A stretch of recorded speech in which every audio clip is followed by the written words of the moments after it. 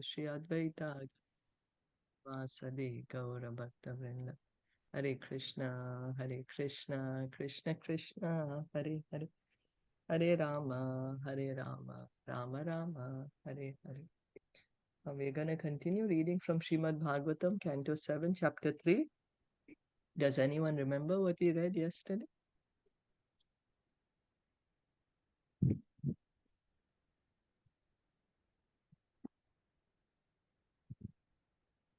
Sneha, you remember? Hare Krishna. Hare Krishna.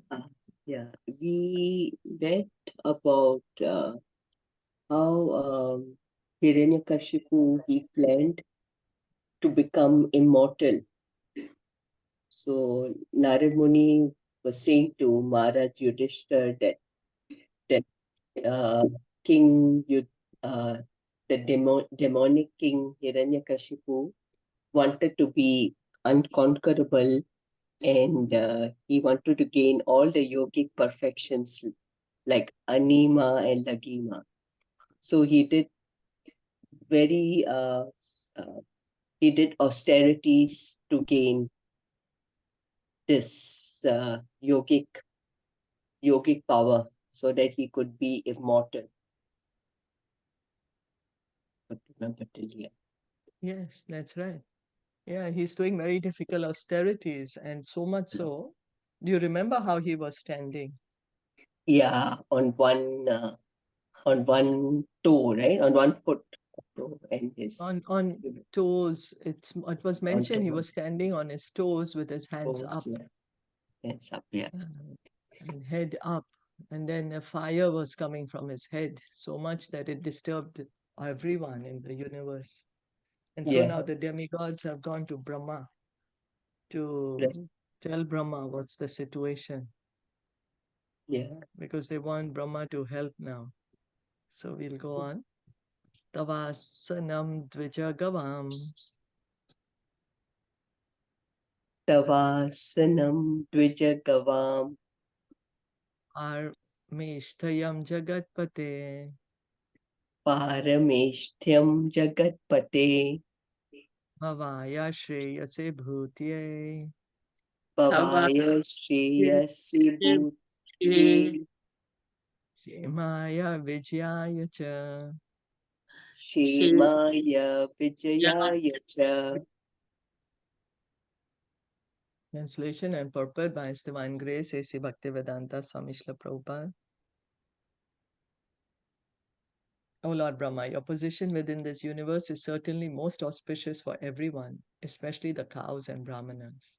Brahmanical culture and the protection of cows can be increasingly glorified, and thus all kinds of material happiness, opulence, and good fortune will automatically increase.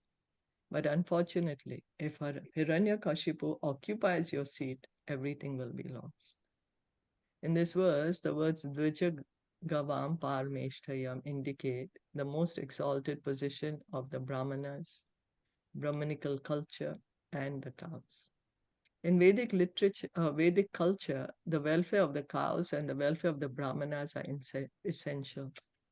Without a proper arrangement for developing Brahmanical culture and protecting cows, all the affairs of administration will go to hell. So Vedic society that was founded on this principle, Brahmanical culture and cow protection. So being afraid that Hiranyakashipu would occupy the post of Brahma, all the demigods were extremely disturbed. Hiranyakashipu was a well-known demon, and the demigods knew that if demons and Rakshasas were to occupy the supreme post, Brahmanical culture and protection of cows would come to end. So the demigods are telling Brahma that you are always upholding Brahmanical culture and you're protecting the cows. Now, if Hiranyakashipu becomes Brahma, then what's going to happen? He's going to he's going to kill the cows, he's going to, destroy the Brahmanical culture. Then what will happen to the entire universe? There will not be peace and prosperity. Instead, there will be unrest. So also we can understand that Lord Brahma is a post. Anybody can apply to, can become Lord Brahma. also can understand. But of course, the demons are not qualified to sit in the position of Lord Brahma, because Lord Brahma has to make sure that everyone is maintained properly. So, as stated in Bhagavad Gita 5:29, the original proprietor of everything is Lord Krishna. Bhuktaram yagya tapasam sarvaloka maheshwaram. The Lord therefore knows particularly well how to develop the material condition of the living entities within this material world. In every universe, there's one Brahma engaged on behalf of Lord Krishna, as confirmed in Srimad Bhagavatam, Tene Brahma Hridaya Ya Adi Kavaye. So Krishna, he's created the universes. This material world Krishna has created. And he knows how to maintain it also. And for proper maintenance, he's put Lord Brahma as the top person. So that he knows that there can be, everyone can be taken care of. So the principal creator in each Brahmanda is Lord Brahma, who imparts Vedic knowledge to his disciples and sons. On every planet, the king or supreme controller must be a representative of Brahma.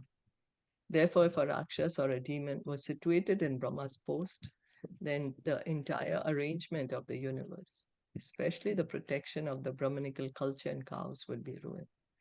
So Lord Brahma, he's ruling this universe. He's given this responsibility.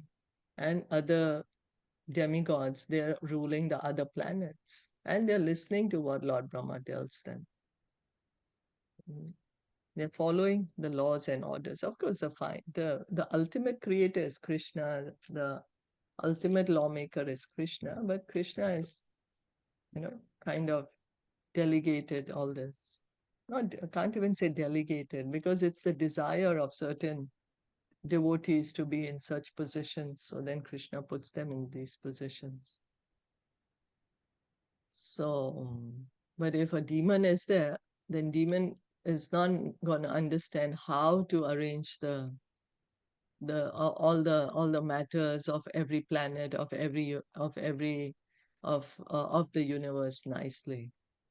All the demigods anticipated this danger, and therefore they went to request Lord Brahma to take immediate steps to thwart Hiraṇyakashipu's plan. Because the demon will not know how to protect Brahmanical culture, because demon does not follow Brahmanical culture. So he will not know how to protect it. And he will not know how to protect the cows. In the beginning of creation, Lord Brahma was attacked by two demons, Madhu and Kaitab, but Krishna saved him. Therefore, Krishna is addressed as Madhu Kaitaba Hantar. Now again, Hiraṇyakashipu was trying to replace Brahma. The material world is so situated that even the position of Lord Brahma, not to speak of ordinary living entities, is sometimes in danger. So it seems before, when the creation was happening, Lord Brahma, he was attacked by Madhu and Kaitab, their demons, and Krishna killed them. So he's called Madhu Kaitab Hantar. Krishna is called. It's one of his names. Now, Hiraṇyakashipu is also trying to become Brahma. So Prabhupada is explaining to us that in this material world, even if we become as powerful as Lord Brahma, there's danger. There's somebody else who wants to take our position. Us ordinary human beings, ordinary living entities, for sure, the position keeps changing. People want to take somebody else's position, but even Lord Brahma's position, people want to take.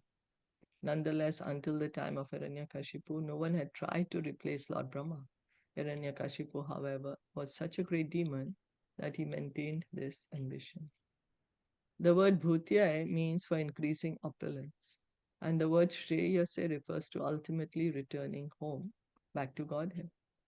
In spiritual advancement, one's material position improves at the same time that the path of liberation becomes clear and one is freed from material bondage. So, Prabhupada is explaining that what happens when one takes up spiritual life. when one wants to walk on the path of spirituality. So materially also his situation gets better, and he's getting towards liberation. He's understanding more and more. He's going more and more towards liberation. He's walking on that path. So if one is situated in an opulent position of spiritual advancement, his opulence never decreases. Therefore, such a spiritual benediction is called bhuti or vibhuti. So Krishna, he may give a devotee spiritual opulence. He may give a devotee opulence because of his spiritual advancement. And that never goes away. Krishna chooses. He may give opulence to a devotee.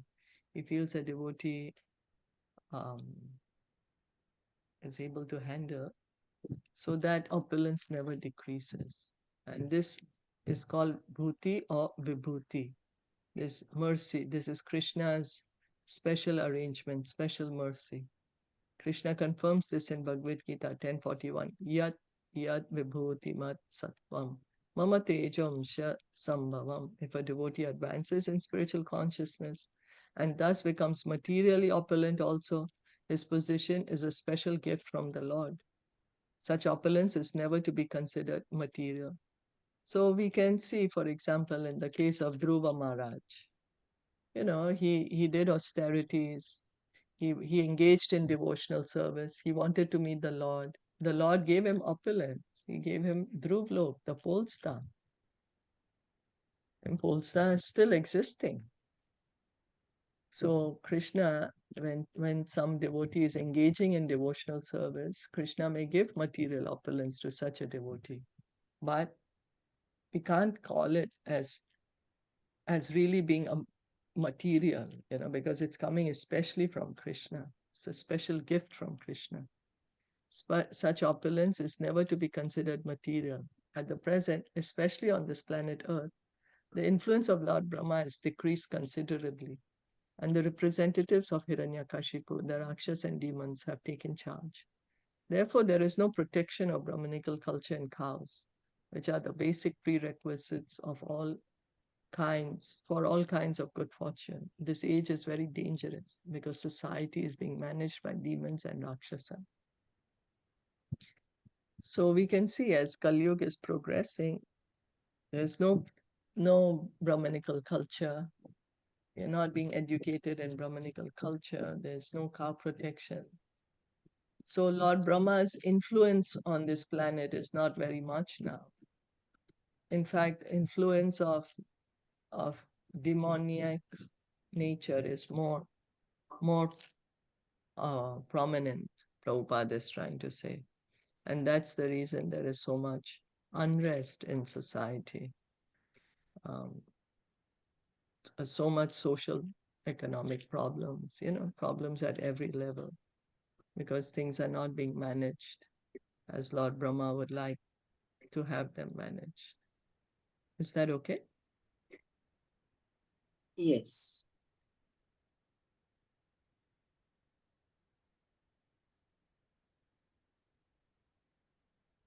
Iti vigyapito dever Iti vikyapito deve Bhagavan Atmabhurnipa Bhagavan Atmanurnipa Atmabhunipa Parito Brigu Dakshadyer Parito Bhrigu Dakshadye Yayau Detyeshwarashramam. Yayo Dedishvara Deveshwarashramam. Ashramam.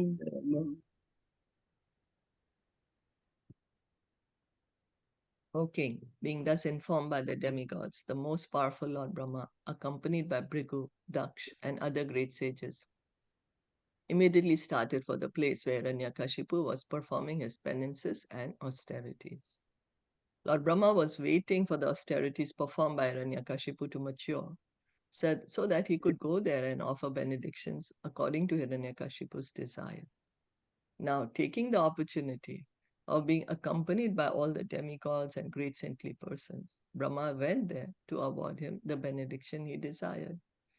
So Prabhupada is explaining Brahma was also waiting that Hiranyakashipu should be getting that much uh, because he had desires. Now he's doing austerities. So then let him do enough austerity so that he can get what he's asking for. Yeah. Nadadarsha pratichanam Nadarsha pratichanam valmika trinakitchake Valmika Valmika Kichake pipli pippilikabhir achirnam Pilika Kabir Achinam medastvan mamsa shonitam Medaha Vakam Svan Mamsashonitam tapantam tapasalokan Tapan Tapantam Tapasalokan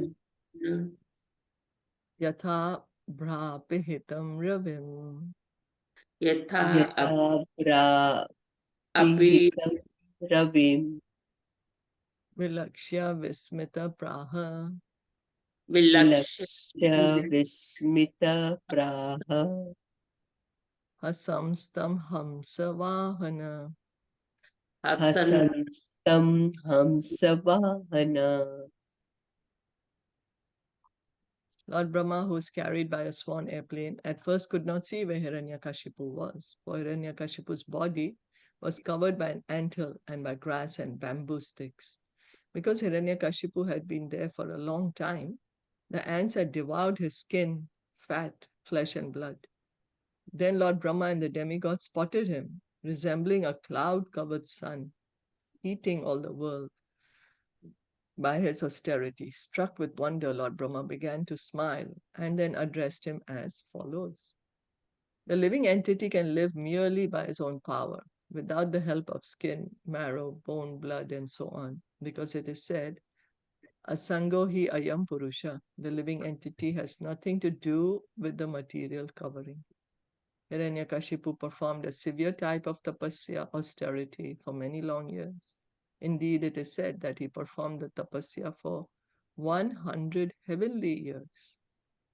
Since one day of the demigods equals 6 of our months, certainly this was a very long time. So it seems he did tapasya for 100 of demigods' years, heavenly years. And one day of demigods is our 6 months. By nature's own way, his body had been almost consumed by earthworms, ants, and other parasites, and therefore even Brahma was at first unable to see him. Later, however, Brahma could ascertain where Hiranyakashipu was, and Brahma was struck with wonder to see Hiranyakashipu's extraordinary power to execute tapasya. Imagine your body is being eaten away by ants and other things, and then he has still so much concentration, so much determination to continue his austerities. He didn't say, stop, oh, let me stop now, okay, the ants are biting me, let me just give it up. No, he's continuing and he's been covered up by anthill.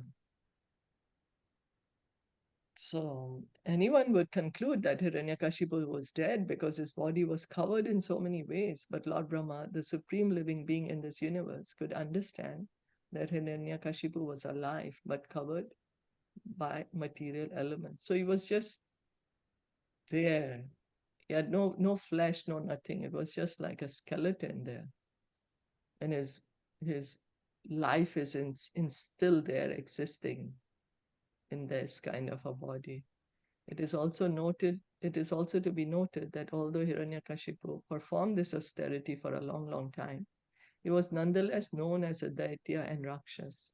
It will be seen from verses to follow that even great saintly persons could not perform such a severe type of austerity.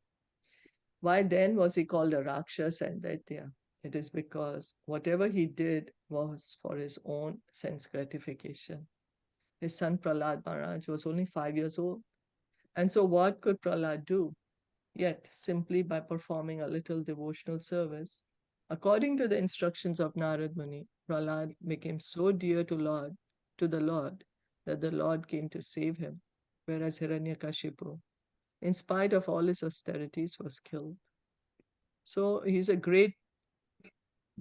done so much austerity, so much penance, was not easy. Here Prabhupada is saying even saintly persons would not have been able to do this austerity that he did. But yet he's called a demon. So why is he still called a demon? He's doing so much austerity. So why is he still called a demon?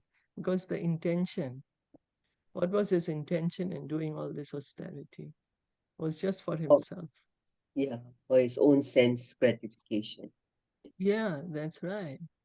And whereas Prabhupada is mentioning, Prahlad is only a small boy, 5 years old. He's a great devotee of the Lord. Why is that? Because he did to please the Lord. Right? Yeah, yes, that's right. He was doing for the Lord's pleasure under the instructions of Narad Muni. So much so that the Lord himself came to save him. So, this is the difference between devotional service and all other methods of perfection. One who performs severe austerities for sense gratification is fearful to the entire world, whereas a devotee who performs even a slight amount of devotional service is a friend to everyone. Suridam Sarvabhutanam. So, Hiranyakashipu, he's great yogi, right? So much power he has that he's able to sustain his life only in this flesh, in his body of bones. So much yogic power he's gotten. But what's the result? That he's creating more destruction. Everyone is getting scared of him. Whereas Prahlad Maharaj, a small boy, engages in devotional service and he's known as a pure devotee of the Lord, best friend of everyone. He's a friend to everyone. Till today, we are trying to understand Prahlad Maharaj's teachings. We're going to hear soon his wonderful teachings to his friends, and the beautiful prayers he offers to Lord Nishingadev. So he's a friend to everyone. Because by following Prahlad Maharaj's instructions, we can also engage in devotional service, become devotees. Since the Lord is the well-wisher of every living entity, and since a devotee assumes the qualities of the Lord, a devotee also acts for everyone's good fortune by performing devotional service. So a devotee is everyone's friend. Prahlad was, his friends were telling him, play with us. He said, no, I don't want to play. And they asked him, why you don't want to play? And he gives such beautiful teachings to them. So he is really their friend because he's teaching them about devotional service. That's what a devotee does. Prabhupada is saying devotee gets the qualities of the Lord. Each of us are part and parcel of the Lord. So we have the Lord's qualities. Up to how much? How many qualities we have? Does anyone remember? In the perfect stage. Perfect stage. Is it 79, 78? 70 something, right? The percentage wise, yeah, they say Percentage. 78%. But Right. and if you count like out of 64 qualities, then 50 qualities. 50. But all that's it, minute quantity. The quantity is minute. Krishna has them unlimitedly. But that also Yeah. when we become perfect. And Prahlad Maharaj is perfect. He's a pure devotee. So thus, although Hiranyakashipu performed such a severe austerity, he remained a Daitya and Rakshas. Whereas Prahlad Maharaj, although born of the same Daitya father, became the most exalted devotee and was personally protected by the Supreme Lord. Bhakti is therefore called Sarvapadi Vinirmuktam, indicating that a devotee is freed from all material designations and anyabhilashita shunyam, situated in a transcendental position, free from all material desires. So Hiranyakashipu did so much austerity for such a long time, but his heart didn't still get purified. This is what we can try to understand, that by the method, by the path of performing austerity and penances, our material desires are still there. They're not going away.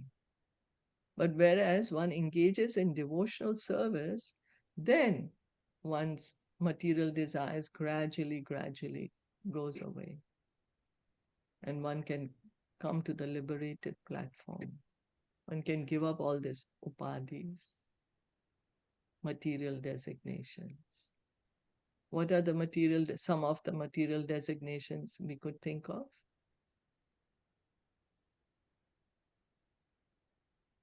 What are these upadhis? Material designations that I'm a man or a woman, or I'm a Yeah. wife or a husband, I'm a human Husband. being. Yeah, Yes. I'm a human being, I'm a tree. Identifying with the body. Hmm. That is material designation, identifying with the body. So we can see somebody is doing so much austerity, so much penance, and he's become so powerful. He's become so powerful that even Lord Brahma has to come and see him. But his material desires didn't go away. His ego didn't go away. He's still there.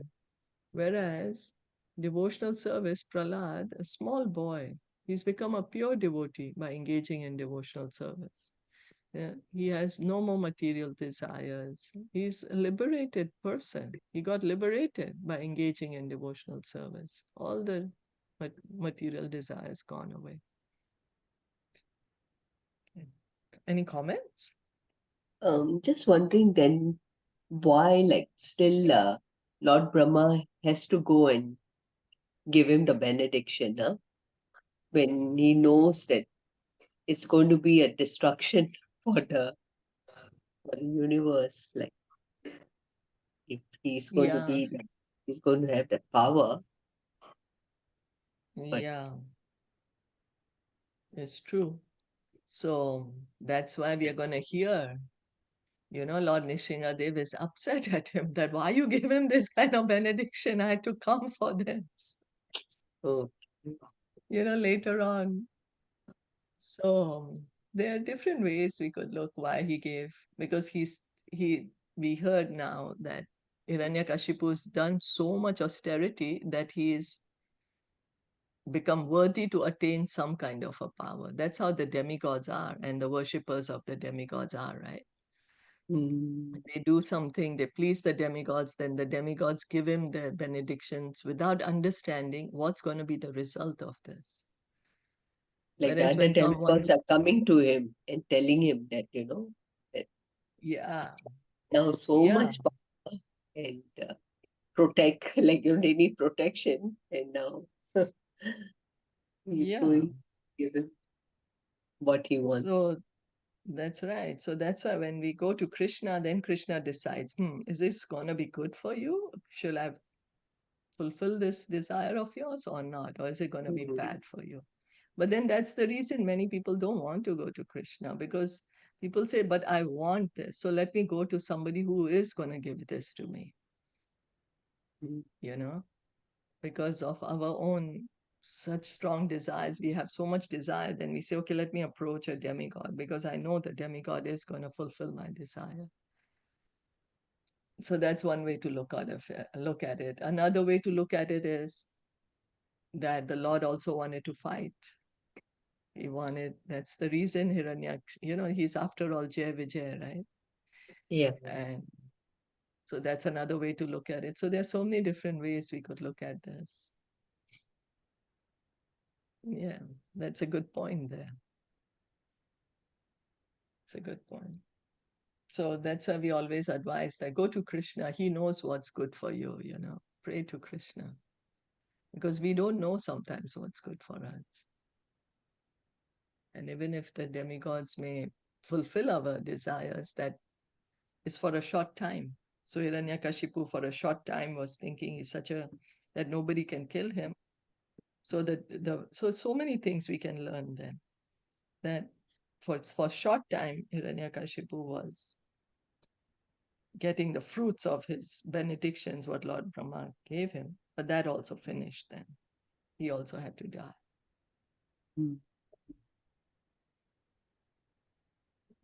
What does Anya Bilashita Shunyam means exactly? There's no other material desire, no material. desire. Shunyam, Yeah, zero. shunyam, Means zero. Anya bilash. No other material desire, only desire to please Krishna, favorably pleasing Krishna.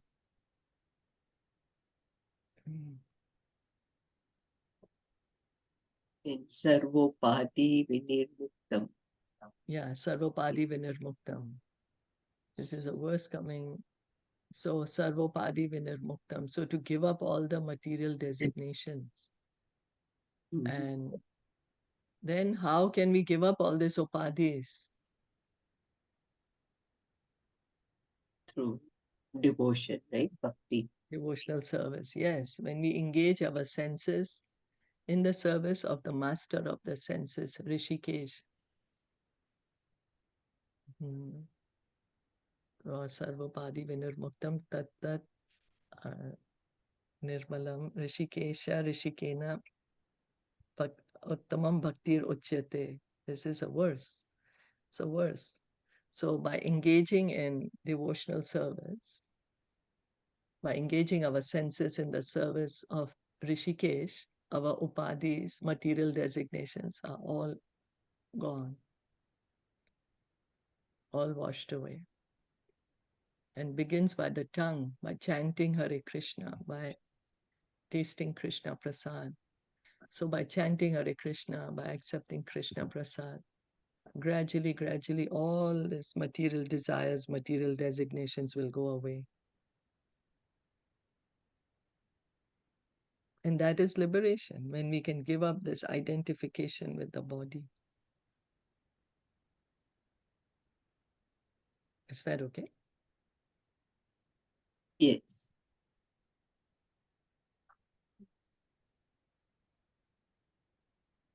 Shri Brahmo Vacha. Shri Brahmo Vacha. Uttishta Bhadram Te. Uttishta Tapasiddhosi Kashyapa. Tapasiddha Asti Kashyapa Varadoham Anuprapto. Varadaha Anuprapto. Vriyatam Ipsito Vara. Vriyatam Ipsito Vara. Lord Brahma said, O son of Kashyap Muni, please get up. Please get up. All good fortune unto you. You are now perfect in the performance of your austerities, and therefore I may give you a benediction. You may now ask from me whatever you desire, and I shall try to fulfill your wish. Srimad Bhagavatam quotes from the Skand Puran, which says that Hiraṇyakaśipu, having become a devotee of Lord Brahma, who is known as Hiranyagarbha, and having undergone a severe austerity to please him, is also known as Hiranyaka. Rakshasas and demons worship various demigods, such as Lord Brahma and Lord Shiva, just to take the post of these demigods. This we have already explained in previous verses.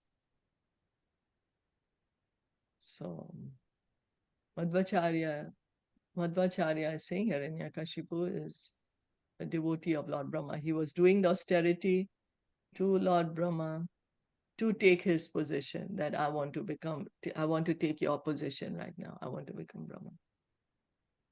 Like Vrikasur wanted to kill Lord Shiva. You know. Adraksham aham etam te. Adraksham aham etam te. Pritsaram mahad adbhutam. Mahat adbhutam. Damsha bhakshita dehasya. Damsha bhakshita dehasya. Prana Prana hi astishu sherate. Pranaha Pranahi ashtishu shirate. I have been very much astonished to see your endurance. In spite of being eaten and bitten by all kinds of worms and ants, you are keeping your life air circulating within your bones. Certainly, this is wonderful. It appears that the soul can exist even through the bones, as shown by the personal example of Hiraṇyakaśipu. When great yogis are in samadhi, even when their bodies are buried and their skin, marrow, blood, and so on have all been eaten, if only the bones remain, they can exist in a transcendental position. Very recently, an archaeologist published findings indicating that Lord Christ, after being buried, was exhumed and that he then went to Kashmir. There have been many actual examples of yogis being buried in trance and exhumed alive and in good condition several hours later. A yogi can keep himself alive in a transcendental state, even if buried, not only for many days, but for many years. So Prabhupada is saying that Hiraṇyakashipu only bones, which proves that living entity can still stay in the same bones. So he's saying yogis who are in samadhi, but they because they're in samadhi, they don't realize that the body is being eaten up. The ants and everybody is eating their body, but they're still alive. And then they can get up and start walking as if nothing happened. And Prabhupada is saying, Lord Jesus Christ, it seems, who did that he was buried, and then when then he was buried, was exhumed, and then he went to Kashmir. So I don't know about this, but if you all know. But anyway, this is what it seems some archaeologists have said, and this is what we are reading. Okay. So we'll go on to the next one then.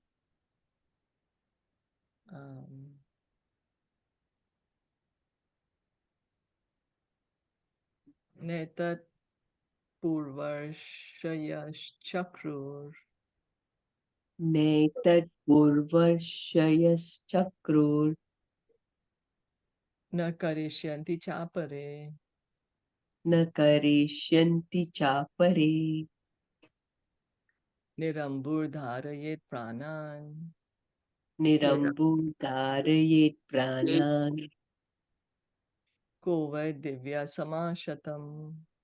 Kove kove divya samashatam. Even saintly persons like Brigu, born previously, could not perform such severe austerities, nor will anyone in the future be able to do so. Who within these three worlds can sustain his life without even drinking water for 100 celestial years? It appears that even if a yogi does not drink a drop of water, he can live for many, many years by the yogic process, though his outer body be eaten by ants and moths. So he didn't eat or drink. He was standing in that same position for 100 of demigod years, heavenly years. And Lord Brahma is saying, people could not do it before, and nor in the future are anyone going to do. So we can see there's certainly great power there, that somebody who's able to do such a great austerity. Not easy. Not easy. But also doing such a great austerity, the heart didn't still get purified. It still remained a demon. So we'll stop here for today. Did you want to add anything? Anyone? No? Okay. It is Srimad very Bhagavatam. severe. His austerity is, yeah, he's done. Yeah, very So severe. severe. Yeah. No eating, no drinking. How many days can we last without eating and drinking? Imagine. Even that one, that Nirjala Ekadashi is so busy for us. Yeah, so intense. So we can see for 100 demigod years, he's not eating, drinking, standing Yes. in one position. Ants are biting his body. Uh, so, okay. Thank you so much. Srila Prabhupada ki jai, Gaur Bhakta